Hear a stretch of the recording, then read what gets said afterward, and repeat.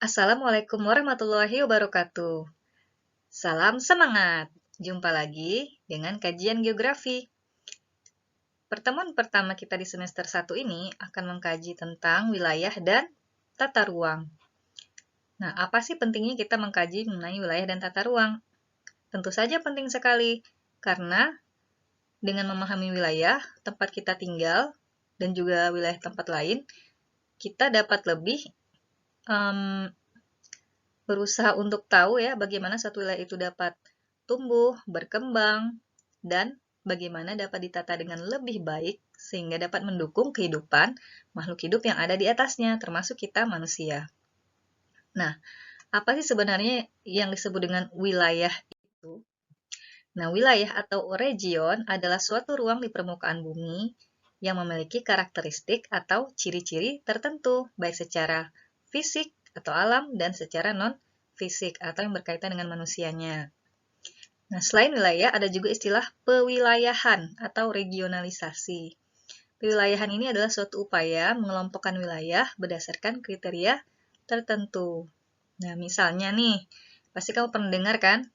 Wilayah Asia Tenggara, wilayah Asia Timur, wilayah Asia Selatan, dan wilayah Asia Barat. Nah, itu pengelompokan atau regionalisasi wilayah ya. Nah, Asia Tenggara itu identik dengan orang-orang Melayu ya, nah, yang makanan pokoknya nasi. Nah, Asia Timur itu identik dengan ras kuning, nah, seperti orang China, terus Korea, Jepang, nah, dan sebagainya. Itu contoh dari regionalisasi atau pewilayahan. Nah, wilayah itu secara umum terdiri atas dua jenis, yaitu wilayah formal atau wilayah homogen, dan wilayah fungsional atau wilayah heterogen. Wilayah formal atau wilayah homogen, homogen ini artinya seragam, yaitu wilayah yang menunjukkan ketampakan yang seragam, baik secara fisik atau alam maupun secara sosial. Nah, contoh wilayah yang menunjukkan ketampakan fisik yang seragam, misalnya wilayah pegunungan, nah, wilayah laut, wilayah dataran tinggi. Nah, kalau secara non-fisik atau secara sosial, misalnya wilayah pertanian, wilayah permukiman, wilayah industri. Nah, sedangkan wilayah fungsional disebut juga wilayah heterogen. Heterogen itu artinya beragam. Nah, ini adalah wilayah yang memiliki keterkaitan fungsi. Nah, misalnya dia adalah terdiri dari beberapa wilayah yang secara formal tidak berkaitan, tapi dia memiliki keterkaitan fungsi. Misalnya wilayah konservasi. Wilayah konservasi itu wilayah pelestarian, ya. Ataupun wilayah fungsional yang berkaitan antara hubungan desa dan kota, di mana kota sebagai pusat kegiatan, nah itu mempengaruhi kota-kota kecil atau desa-desa yang ada di sekitarnya. Nah, itu disebut sebagai wilayah fungsional. Nah, berikut ini adalah beberapa contoh wilayah formal. Nah, wilayah pertanian. Bisa kamu lihat kan, di wilayah pertanian itu ketampakannya seragam. Nah, kebanyakan atau lebih dari 50% yang ada di wilayah pertanian itu didominasi oleh adanya lahan pertanian. Nah, ini wilayah pegunungan. Nah, wilayah yang menunjukkan sebaran atau banyaknya pegunungan. Nah, wilayah permukiman. Nah, wilayah permukiman tentu saja didominasi oleh banyaknya rumah-rumah atau permukiman. Nah, ini contoh dari wilayah perbandingan antara wilayah formal dan wilayah fungsional. Nah, yang A ini adalah wilayah formal. Dalam hal ini adalah wilayah pertanian. Nah, di mana pusatnya di tengah-tengah itu adalah lahan pertanian. Sedangkan wilayah fungsional ini yang B, di mana di pusatnya ini adalah kota yang mempengaruhi desa-desa atau kota-kota kecil yang ada di sekitarnya ya, melalui yang ditunjukkan oleh adanya pergerakan barang dan jasa. Nah, ini contoh dari pewilayahan yang ada di Indonesia. Pewilayahan pusat pembangunan yang ada di Indonesia ini dibagi menjadi 5, yaitu wilayah pusat pembangunan A, B, C, dan D. Nah, ini adalah contoh dari regionalisasi atau pengelompokan wilayah. Nah, ini tujuannya adalah untuk meratakan pembangunan yang ada di Indonesia. Wilayah pembangunan A ini terdiri atas beberapa provinsi, yaitu Aceh dan Sumatera Utara. Wilayah pembangunan B, nah ini terdiri atas beberapa provinsi, ada DKI, Jawa Barat, kemudian Sumatera Selatan, Bangka Belitung, dan termasuk juga Kalimantan Barat. Wilayah pembangunan C, nah ini semua Kalimantan kecuali Kalimantan Barat itu termasuk wilayah pembangunan C, dan juga Jawa Timur, Bali, itu termasuk wilayah pembangunan C. Wilayah pembangunan D ini adalah seluruh wilayah yang ada di Indonesia bagian timur, yaitu termasuk Sulawesi, Nusa Tenggara, dan Papua. Nah, ini pembahasan singkat mengenai wilayah dan pewilayahan. Akan kita lanjutkan tentang bahasan wilayah pusat pertumbuhan. Baik, kita lanjutkan tentang pusat pertumbuhan wilayah. Nah, suatu wilayah itu dapat tumbuh dan berkembang tentunya dipengaruhi oleh beberapa faktor. Di antaranya faktor lokasi. Nah, lokasi atau letak suatu wilayah itu akan sangat berpengaruh bagi perkembangan wilayah tersebut. Karena semakin strategis atau semakin mudah dijangkau wilayah tersebut, maka dia akan lebih cepat berkembang dibandingkan dengan wilayah yang letaknya itu terpencil. Nah, yang kedua, faktor potensi wilayah. Potensi wilayah bisa berupa sumber daya alam maupun sumber daya manusia. Yang ketiga, faktor ekonomi. Nah, mengenai pertumbuhan wilayah, ini dijelaskan oleh 3 teori ya. Yang pertama adalah teori kutub pertumbuhan, teori pusat pertumbuhan, dan yang ketiga teori tempat sentral. Nah, yang pertama, teori kutub pertumbuhan.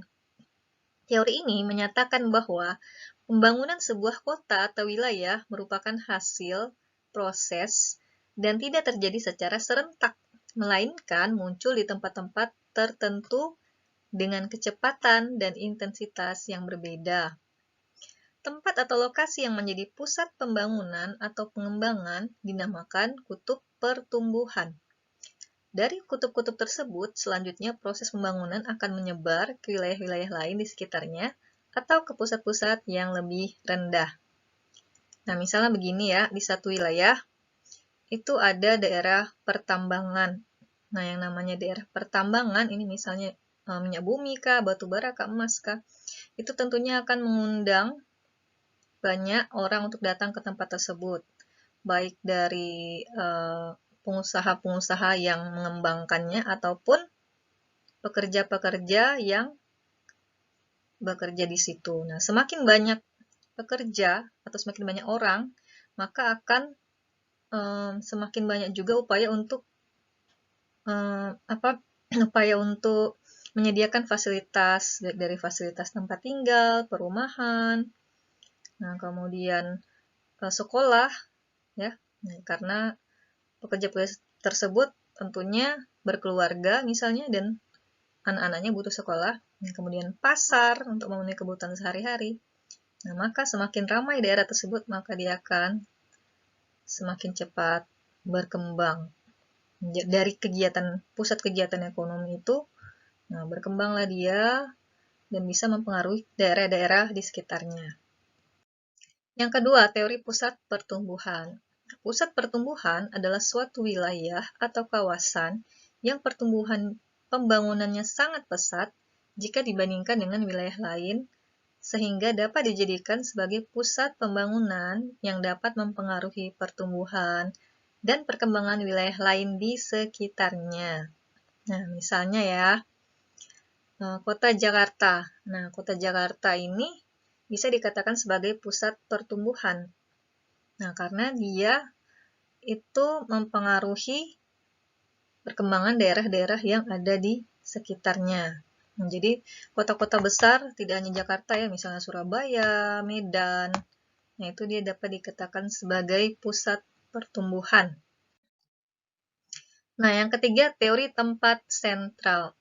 Yang dimaksud dengan tempat sentral yaitu adalah pusat daerah yang produktif. Produktif ini artinya menghasilkan ya. Nah, menghasilkan barang maupun jasa.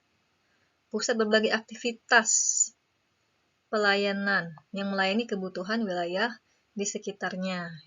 Nah, baik kebutuhan ekonomi, kebutuhan transportasi, dan pelayanan administrasi. Nah, di sini diasumsikan sebuah tempat sentral itu adalah sebuah heksagonal. Heksagonal itu wilayah segi 6, yang di sekitarnya juga ada heksagonal-heksagonal lain yang merupakan wilayah di sekitarnya. Jadi, satu tempat sentral di sekitarnya itu ada 6 wilayah.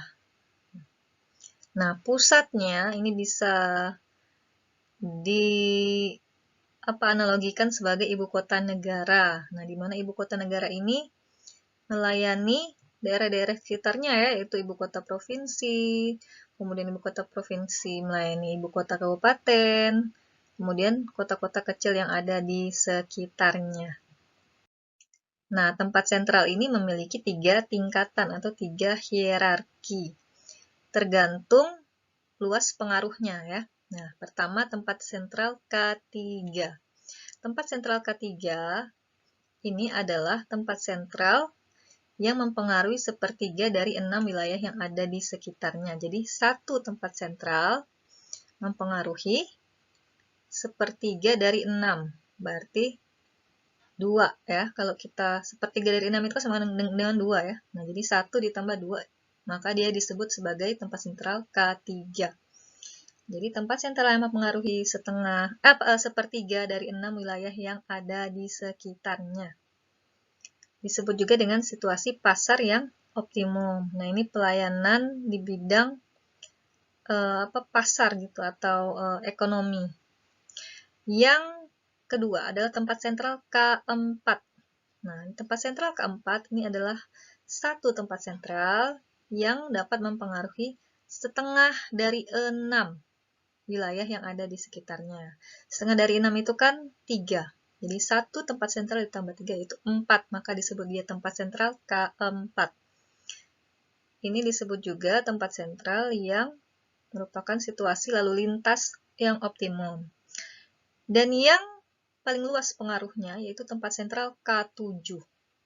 Nah, tempat sentral yang mempengaruhi seluruh bagian dari 6 wilayah yang ada di sekitarnya. Jadi, satu tempat sentral ditambah 6 wilayah yang ada di sekitarnya, jadinya 7. Nah, ini adalah situasi pelayanan administrasi yang optimum. Oke, sekian dulu hari ini penjelasannya. Semoga dapat membantu kalian memahami.